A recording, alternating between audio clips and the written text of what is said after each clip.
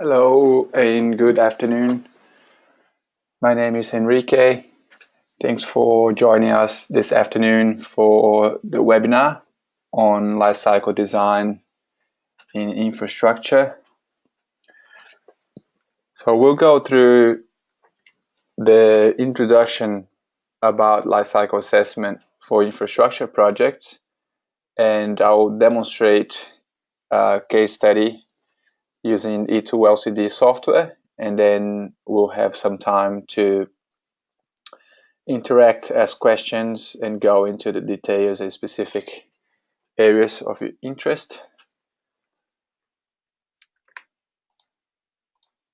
So first, why we are very excited to work on infrastructure projects is because there's a lot of potential for carbon savings.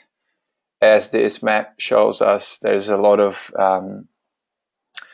emissions per capita here in Australia, and the built form is a large portion of those impacts. So it's a lot of opportunities for us to save carbon and get a good outcome for the planet.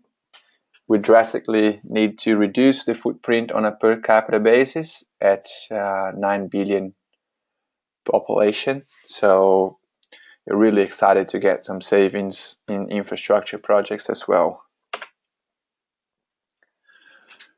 So the methodology we use, life cycle design, we really emphasize the design part of it because it's about engaging early in the design process and being able to calculate, compare, and improve the sustainability performance. And more specifically, the environmental performance, so the environmental component of the sustainability approach. That's where we're focused. That's getting the whole of project environmental performance over its lifespan. And all the work that we do is aligned by in accordance with international standards. So it's just removing that guesswork out of sustainability. The process to calculate, compare, improve, and certify is really important. First, because it's a good quote from Charles Keating, is problem well stated is a problem half solved. Before we try to improve the models that we're working on, we really need to understand where the impacts are, getting all those figures up front in the calculation stage. And also, we're doing a comparative analysis, so we need to be accurate enough to compare design options and drive the right decision, not get bogged down into the details, but understand the big picture and then work through the main areas. So being vaguely right and precisely wrong is a good approach to your LCA modeling.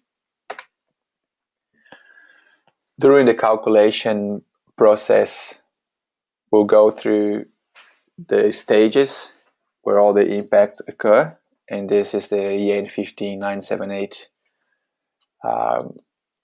system boundary.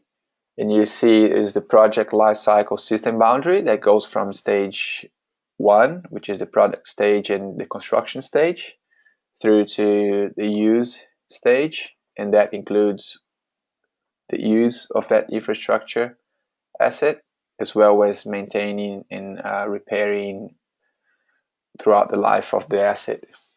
And also includes the operational energy and operational water to maintain and operate that asset.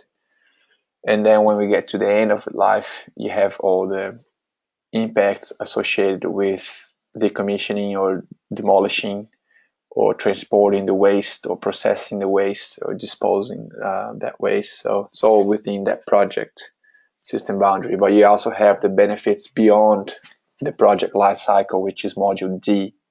So if you're using any renewable energy and you're exporting clean electricity back to the grid, that is a benefit beyond the project life cycle, for example. And we've noted the exclusions there, which is usually a very big, if not the biggest, impact on infrastructure projects, especially on highways, which is the example that we will look at today, is the emissions and the impacts to traffic of the related traffic. So we're not accounting for the emissions of vehicles, for example, neither the benefits and load associated with the traffic mode shift. So we're just looking at the build form itself. So during that calculation process, we're able to understand the big picture, as I said, and put things into context. So for this example that I'm using, this is a highway section, and there's a lot of lighting impact. So the energy is the dominating portion of the impacts, because you're lighting the freeway, but you're also lighting the principal shared path, and there's regulations and requirements to keep the lamps on even though there's no use at night, or when it's not you don't have any traffic or pedestrians or cyclists. So it's a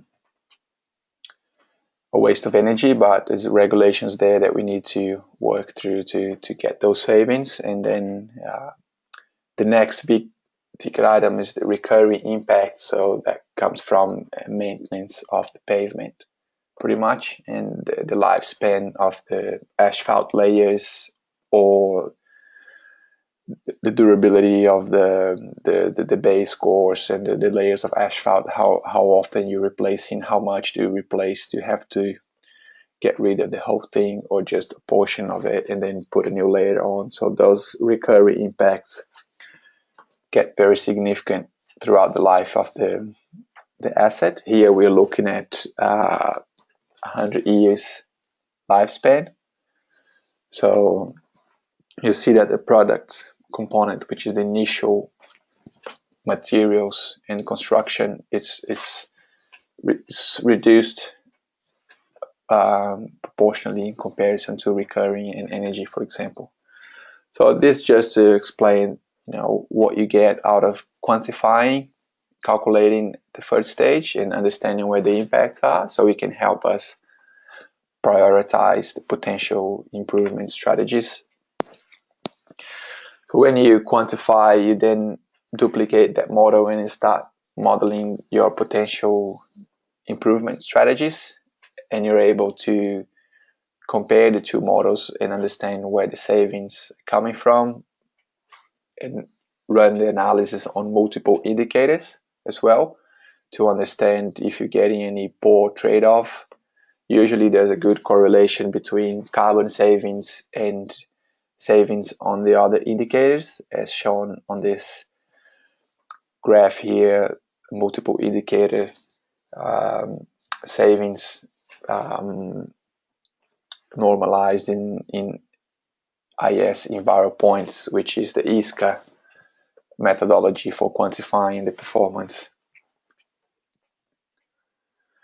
We can also compare the performance in different stages. So when we implement savings on lighting, for example, that is being represented at the B6 stage with the operational energy, or if you're getting savings on maintenance, for example, which is B2, then you can look at where the savings are coming from and understand why it's important to focus on those areas first before you delve into the details of the other aspects of your design. So when we talk about prioritizing the list of strategies, we really need to understand the contribution of each strategy and look at the overall context and see, should we really spend a lot of resource and time on this strategy when it's only a 0.1% savings, for example? Or should we look at these other strategies that will have a 2, 3, 4, 5% savings? So this helps us to prioritize the list of strategies. And this is representing purely environmental performance. It's important to note here that this is an environmental assessment, but it's possible to combine the analysis with life cycle costing to understand, the best environmental improvement at the lowest possible cost. So the cost information I'll show you, it's also available in the eTool software. And then we get to the final stage after we go through all the recommendations and potential strategies. We run the final report, which is a document that's used for the infrastructure sustainability rating, ISCA rating. You just providing the technical evidence to satisfy the requirements, ISCA requirements, and the LCA report is in accordance with international standards ISO 14044 as well as EN 15978. That's the final documentation provided. As an example, when you're using life cycle assessment, I guess one of the key values for the design team is that you have an integrated model, including all different categories of your design. So you see how everything interacts and the proportion of the impacts associated with each area. So for this specific example, we look at different credits, different ISCA credits in energy, water, materials, innovation. So just being the first one is conducting this in WA, the project that we're working on with John Holland with 4 main roads here, the Northlink project, as well as the management credit where you do your knowledge sharing. So you run events with your within the industry to promote the results and the outcomes and the benefits of using an integrated approach with lifecycle assessment. So this was the process when we do the initial lifecycle assessment model, just the base case, and then we meet with the consultants, the design team, to discuss the initial model and develop the lifecycle design feedback report, which is a more detailed report including the recommendations. So the list of recommendations then get discussed during the performance review workshop to really understand how the design is being improved, quantify all those savings, and then generate the final reports. That's how the process is broken down to. I guess we get to the end of the presentation. Fairly quick, so I just want to have some time for us to discuss at the end and understand the individual specific interest of using lifecycle assessment for infrastructure. So I'll jump into the software and quickly show you reports that we produce that are compliant with international standards. The software is open use and web-based. You don't need to install any program in your computer, and you can use it for different project types. In infrastructure, we've used on infrastructure in public domain for Green Star communities, for example, as well as a highway section, including bridges and pavement and lighting and all that. So the methodology can be used on a variety of projects, and you can report on multiple indicators and generate some automated reports. So spend more time improving the design rather than working on documents and things like that. So that is the highlights of the software, if you like. I'll just bring the software up here and then show you an example project where we look at a highway section, and this is the summary after putting all the templates and all the models together, and it's telling us the global warming potential in kilograms of CO2 per year, and the distribution in the key different areas. So we see the energy is the dominating part, followed by recurring products, as I shown before. So there's a few different ways of navigating through this model and try to understand where the impacts are. We can look at the different stages in EN 15978. Then we see that stage B6,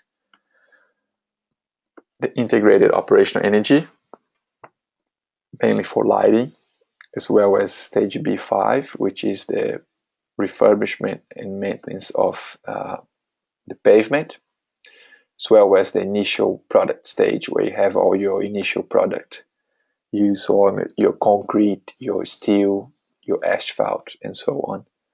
This is a different way of looking at the performance. The way we put the model together is using templates. So here we have a different set of templates for every component. So you can see you have different pavement types depending on the specification and the application. We have different templates, for example, road construction dust suppression. So this is just water use. We have road barriers, for example, different types with the wire rope, as well as the W-beam. So going through those templates, you put the whole project together in one place. So I'll just show you the two key templates for this project, which is the lighting template. And now we're looking at specifically at one template where you can see that you have energy as a dominating part of this template because of the lighting energy use, but you also have some recurring impacts, some product impacts, construction and transport impacts, very small compared to the energy impact. But this is to do with replacing the lamps or maintaining the light poles. It's all in one template. So you have the lights itself, and as well as the light pole. So when you go into the light pole, you can go into the details of what is considered. So we have here steel, galvanized structural steel for the light pole, the product life, and the quantity of material and associated impact with that material. But you're also able to navigate through the lighting itself. So you go into these other nested templates, and then you go to your operational energy, and you have your light energy use.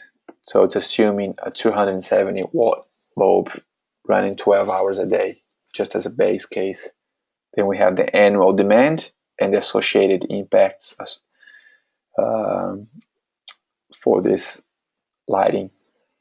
Note here on the right, you have the list of different environmental indicators that you can just flick through them and get a different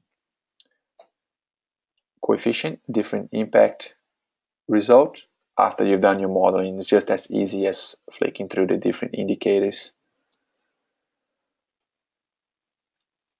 So back to the templates. The other template I'd like to show is the pavement. So here we have the whole pavement template, and then for the pavement it's a different story. You don't have any energy use. It's all to do with the materials, the recurring impacts, the initial products that you need, as well as the end of life impacts, what you do with that asphalt at the end of its life, the impacts associated with transportation and initial construction, so all the equipment and machinery.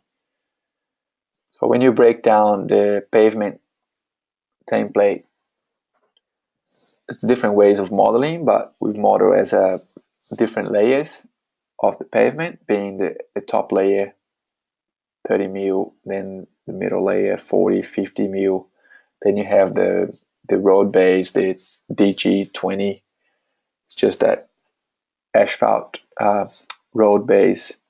Then you have your crushed limestone and sand. So you can see the difference of each layer.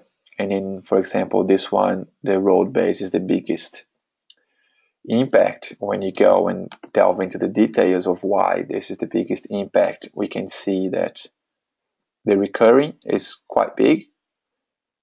You can navigate through the model to understand why the recurring is so big. You go into your fine level of detail. This is the element level where you have all your specification. So we're looking at asphalt and bitumen with 5.5% bitumen. So it's the DG20 with C600. So the rigid, how rigid the asphalt is, the specification.